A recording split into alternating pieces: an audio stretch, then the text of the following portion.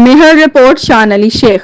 Sindh united party SUP unit पुराचो जे उहदेदारनि मथां मेहर पुलिस पारां कूड़ा केस दाख़िल करण ऐं ॻोठ पुराचो जी घेटन कब्रिस्तान ऐं स्कूल जे प्लाट मथां कब्ज़ो करण ख़िलाफ़ ज़िले सदर सिकंदर सोढर अब्दुल हमीद सूमरो डॉक्टर बरकत जतोई हाजी खान मारफाणी अब्दुल हादी महेसर इसहाक सोढर ऐं ॿियनि जी अॻवाणी में इंडस हाईवे रोड मेहर खां नेशनल प्रेस क्लब मेहर ताईं हथनि में प्ले कार्ड पार्टी जा झंडा खणी मुज़ाहिरो कयो वियो।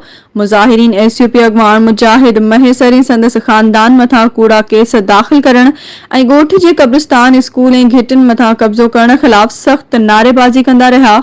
मुज़ाहिरे खे ख़िताब कंदे अॻवाननि चयो त SUP यूनिट पुराचो जे सदर माजिद हुसैन महेसर तरफ़ां प्राइमरी स्कूल ते कब्ज़े ख़िलाफ़ दरख़्वास्त ॾियण ते ॻोठ जा बासर नाराज़ थी संदसि समेत ख़ानदान ते कूड़ा केस दाख़िल कया आहिनि।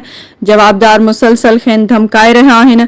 हुननि घुर कई आहे त SUP अॻवाननि ते मेहर पुलिस पारां दाख़िल कयल केस ख़तम करे खेनि तहफ़्फ़ुज़ फ़राहम कयो वञे।